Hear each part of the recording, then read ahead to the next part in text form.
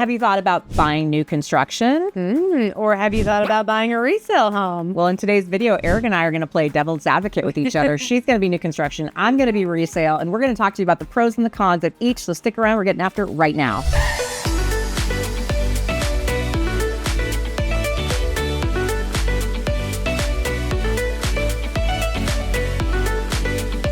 If this is your first time to the channel and you want to know everything there is to know about the greater Portland metro area and our market, then make sure you click that subscribe button, tap the notification bell, do your dance, say hooray, and you will be the first to know about everything happening in our market. I'm Ann Stewart. This is Erica Had First, and we're your go-to gals if you're making a move or planning to buy in the Portland metro area. We love the community we've built, and we always appreciate the reach out. So don't be shy. We are here. We take texts, calls, and emails all the time, and we'd love to help you make a move to Portland. All right, as we promised, in today's video, we're hitting up why buy new construction or why buy retail.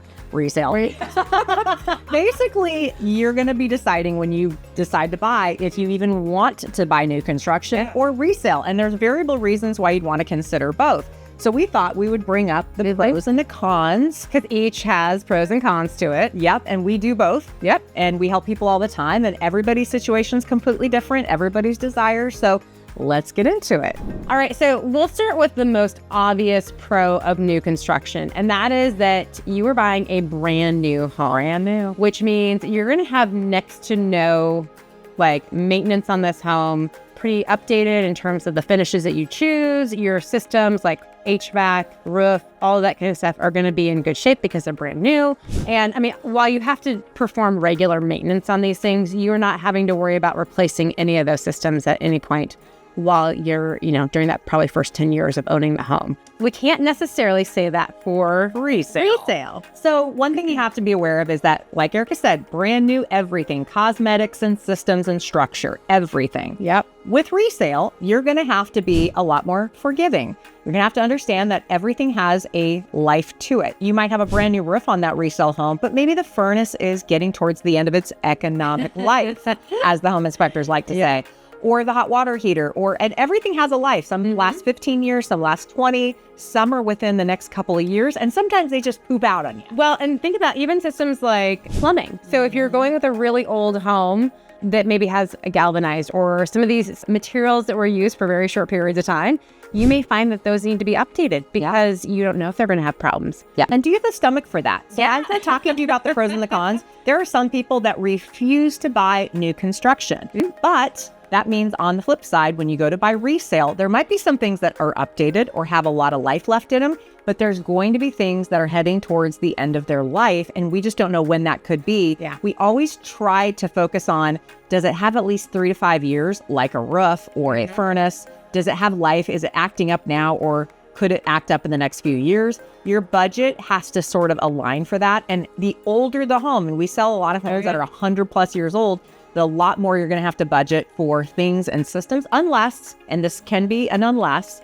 the homeowner has put a lot of money into the systems and structure of the home, which we do find resale homes where they've completely renovated top to bottom. I mean, everything from the roof to the plumbing, electrical, drywall, I mean, everything. And then there's most of the time you're going to run into a resale where they're only updating it if it needs it imminently. Yeah. And the rest of it might be, maybe they've updated the kitchen 5-10 years ago. Maybe they've updated a bathroom or two. Maybe the flooring's new. But for the most part, you're going to run into a lot more houses where it's going to be hit and miss on what's been updated in the last several years. So keep that in mind. And kind of, again, one of the pros with new construction, while you do pay for it, I mean, we generally consider that new construction is like the top of pricing for what you're looking at in terms of square footage, size, bedrooms, all that kind of stuff. You will get warranty with that. Now, every builder's a little bit different, but you minimally get a 1-year warranty on cosmetics and anything else that may happen in that year. Yeah. However, there are a lot of builders who will offer some substantially bigger warranties. A lot of the national builders will do a 2-10. So maybe, you're getting 2 years on certain systems and then 10 years on structural. That's a pretty significant warranty to be had. I mean, you should get that, but something to think about along with that is that you're not updating, you don't have to worry about those systems, but you will pay for that in the initial price. So pros and cons. All right. So here's another pro and con with new construction. And maybe this isn't a pro and con so much as something to be aware of. Yeah. So with resale homes, oftentimes you are getting the blinds on a window. You're getting the appliances in the kitchen. You can negotiate for fridge, washer, dryer. There's a garage opener. There's landscaping front and back. So what you see is kind of what you get, although, negotiables would be, refrigerator, washer, dryer. But you don't have to put money into those kinds of things. Whereas in new construction, what do you have to do? Yeah, so new construction's a little bit of a different beast when it comes to that. Every builder's a little bit different in terms of what they include, but you could be adding that garage door opener. That could be an extra, not included. Window blinds are generally an extra. So either blinds or curtains are going to be something. And you think that that's a minimal cost, but when you start looking at having to put those features into an entire home, it starts to add up, and that can be a significant cost.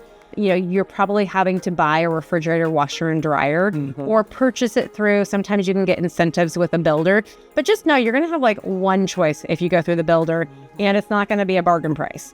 The other big one that we generally find is that most new construction will do front yard landscaping for you, and you are responsible for that. So they will put down bark dust, and it's up to you to make that into something beautiful. And landscaping won't likely have a sprinkler system. No, it's not going to.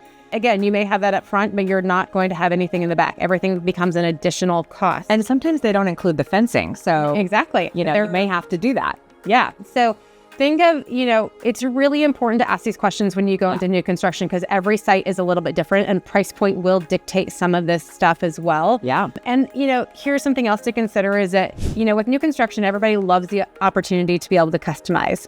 And it's great when you have that opportunity. That also makes you start looking at like a semi-custom home, and just know that every upgrade is on top of that base price that you've already agreed to. Right. And a lot of times, if you do upgrade things because it's your personal choice and not something that the builder thinks is going to be a universal choice for everybody, you're going to have to pay a 50% deposit on those upgrades. And that is almost, we'll get into this part later, but that's unrefundable. Yeah. Non-refundable. You're putting 50% down, even if you walk away for some reason, you are not getting that money back. Yeah. And a lot of times too, this will come into play if you're financing a property.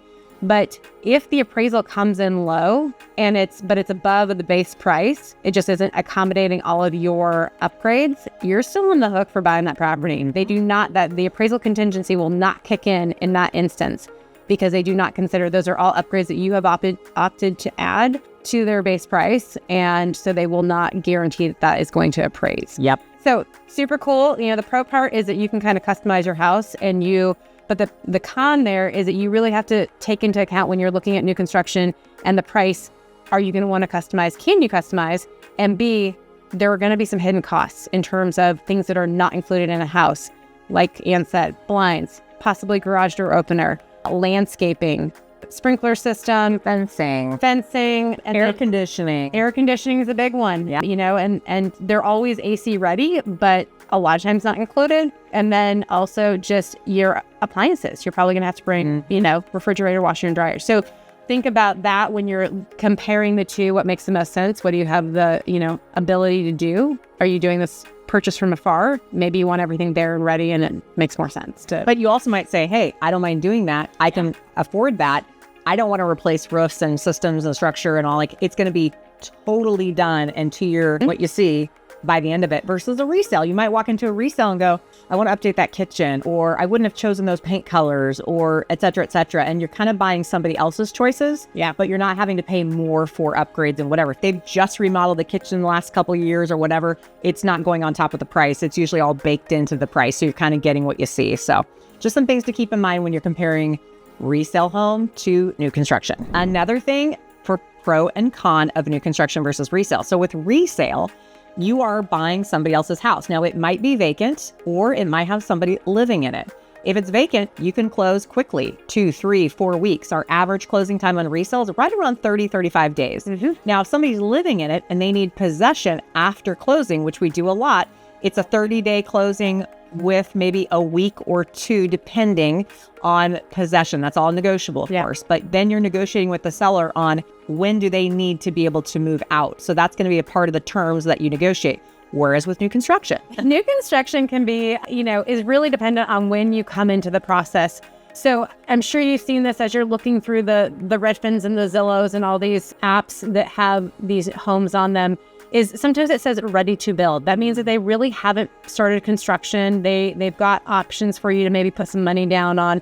You could be 6 months out. You could be a year out, depending on the builder and how they handle the process. But generally, a lot of the production builders and big national builders are submitting for permits, and then they're putting the properties available for sale when they have permits and they can start building. And that's about a 6-month process in the Northwest. Now, sometimes you get lucky and maybe you find the house in the middle of building. Like we just did. Yeah, exactly. And you could then maybe just be 60 to 90 days out from being able to take possession. Something else to think about with new construction, especially with bigger production builders, is that like they have schedules. And so they know, especially once drywall goes up, that they're about 60 days out from being done with that house. And they will set your closing date. They will set your walkthrough date. They will set all of the dates.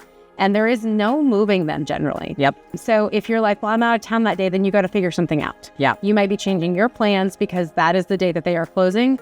And you either have to do stuff ahead of time or figure something out, because they do not change their schedules for your schedule. That's right. And in addition to that, they'll penalize you financially if you're late. If you use your own lender and they're late for any reason, it's a steep penalty. Yeah. So we can get into that, a little bit more here as one of the topics, but keep in mind, like, you will get incentives if you use their lender, and they're very forgiving if you use their lender because they're making more money on this deal.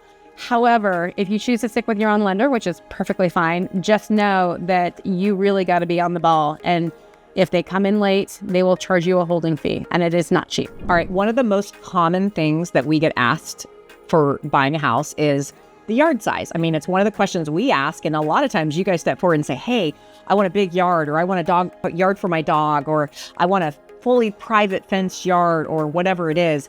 And that dictates whether you buy a resale or new construction. So in resale, you can find big yards. You can find, 10,000 square foot lots, quarter acres, half acres. Heck, you can get acreage, right?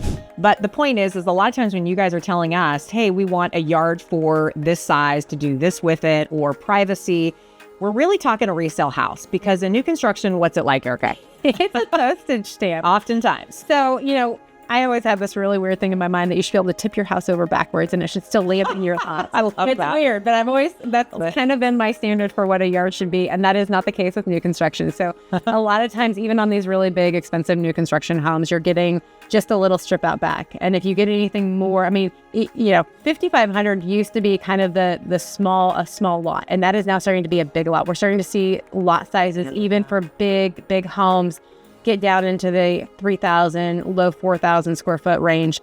So, if you want a yard, it's going to be few and far between for new construction. Now we have to make one exception. It's rare that you find builders that are, offering large lots with their homes, but you're going to be spending minimally $1 million. And so anything less than that, you're going to be on a postage stamp. And to be honest, with most new construction nowadays, because there's a big shift between a traditional garage in front, or what they call front load home, we now have back load homes or alley entrance homes. And those you get a side yard. Yeah. You're not even getting a proper backyard.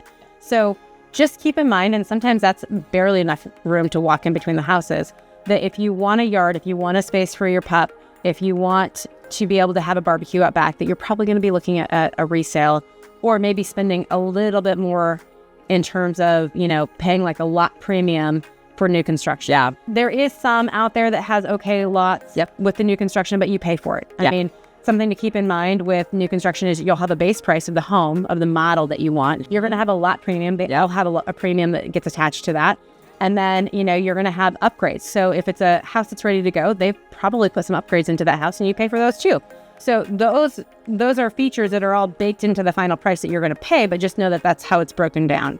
Yeah. And additionally, if you do find a bigger lot on a resale house, sometimes you're buying the big lot, but you're getting a house that needs a lot more work on the inside. Yeah. We find that a lot with, especially if you're looking under $1 million. There are houses that are updated that aren't $1 million. But the point is that oftentimes you're getting the lot you want, but the house might be an older home, or it might need some updates or renovations as you go.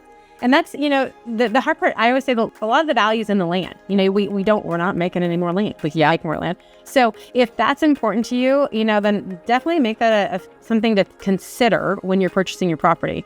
The box on top of the land can always change, but the land is never going to go away. So Good point. So something to consider, and this could maybe be a con of new construction in my opinion, but when you make that decision to buy new construction, you are making a decision. And just know what we call earnest money, your skin in the game, the money you put into escrow, that usually gets released to the builder pretty quickly. Yep. And you don't have any outs. Nope. Generally with the contract. No turning back. You Like make you lose your earnest money. Yeah. And that's where it becomes a situation. Like if you change your mind for some reason, that earnest money generally goes to the seller or the builder in that case. But what about the home inspection?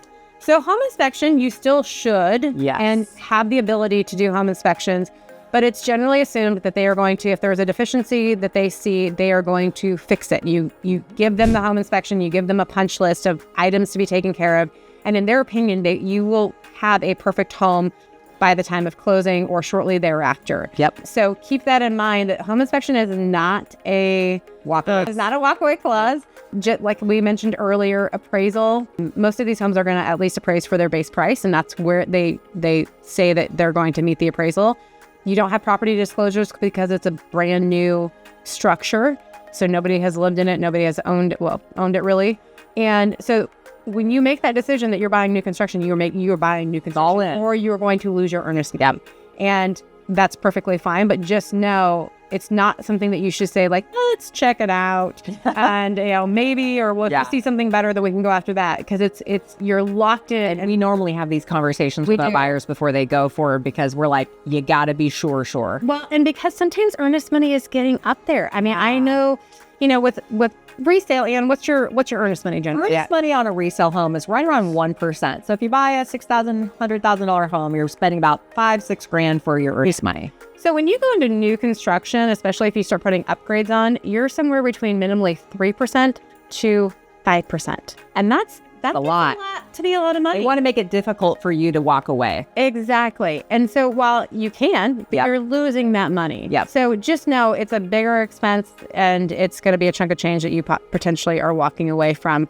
And, the unfortunate thing is that when you buy resale, you get to use our, state forms, OREF forms. Yeah. It's very normal. It's very buyer friendly. Yeah. When you buy new construction, you are using builder paperwork 99% of the time, which is not buyer friendly. It is seller friendly. Yeah. It is written in their, best interest. Yep. And some of the stuff it's going to seem a little overwhelming. It's going to seem like, they have technically up to 2 years to build the house. Now, they don't want to hold the house for 2 years, but if they got in a financial pinch, technically they've got 2 years or whatever it says in there. So it's really important to take the time, even though it's dry and boring, to read through each builder, that you decide to work with, their paperwork, to truly understand what that looks like. Yeah. Now on resale, like Erica said, it's written in the buyer's favor. So while you're putting down earnest money, you have a home inspection contingency, and you can walk away for any reason whatsoever during that home inspection contingency and keep your earnest money.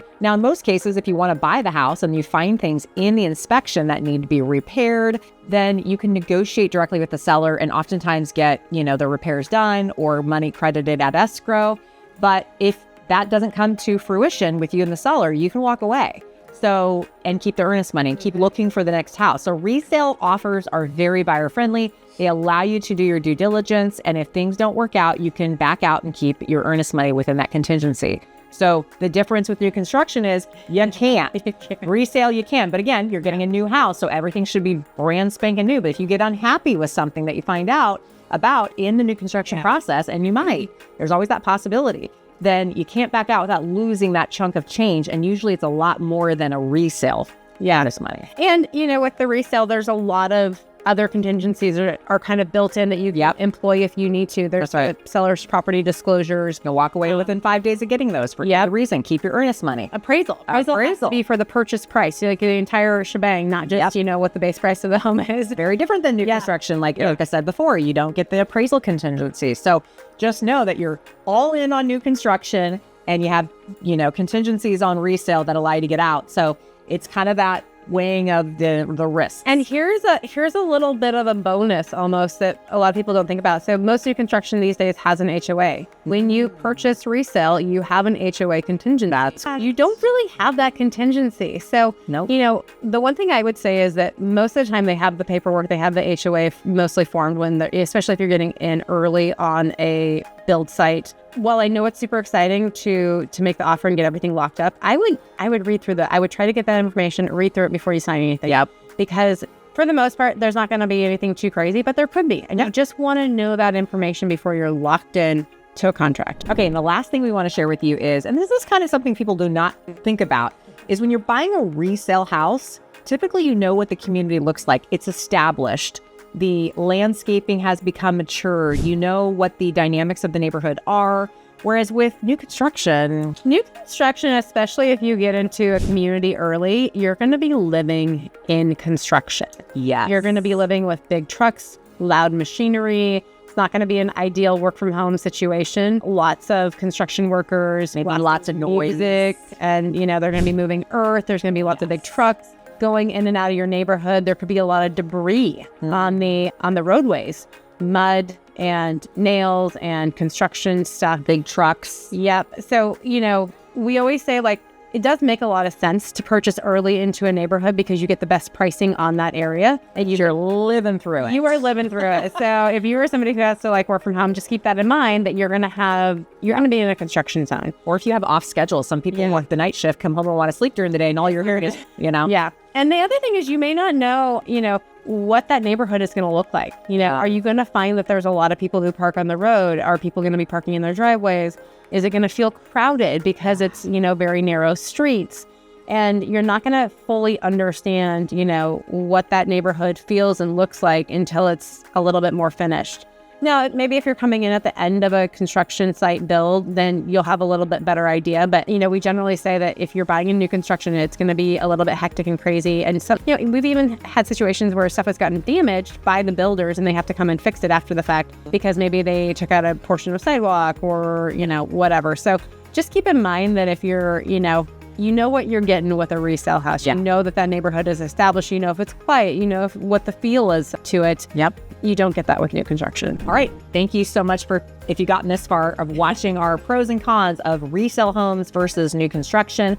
We hope we gave you enough insight to help you if you've been on the fence about buying either one. And maybe you're like, hey, I'm open to either one. But something in this video could have triggered you to say, you know what? Nope, I'm not buying new construction, or nope, I'm not buying resale. And we're hoping that helps you to evaluate your home search process. And if you guys are thinking about buying a new construction or a resale, we're here. We help people all the time buy either one. And we love what we do. So all of our contact information is listed below. Do not hesitate to reach out. We hope to hear from you, and we'll see you on the next video. Bye.